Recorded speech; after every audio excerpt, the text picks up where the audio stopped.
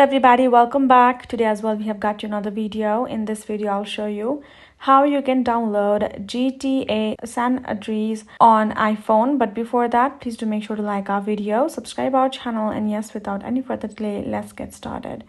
For that, what you need to do is, it's a very simple process. You just have to go through your app store on your mobile phone and then go to the search bar and type in GTA San Andreas. Once you do that, you have to make sure that you get the one which is published by Rockstar Games. So you can see this is the one that you need to know. So as you can see, this game requires for you to make a purchase. It's not any other install and use free app. So what you need to do is tap on this particular amount icon in the blue, and then you have to make a purchase with your credit card that is added in your Apple ID in-house.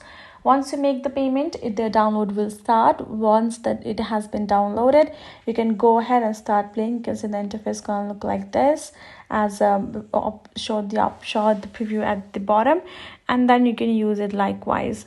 So that's how it works. Hope this video helped. Thank you so much for watching. I'll see you guys in our next video.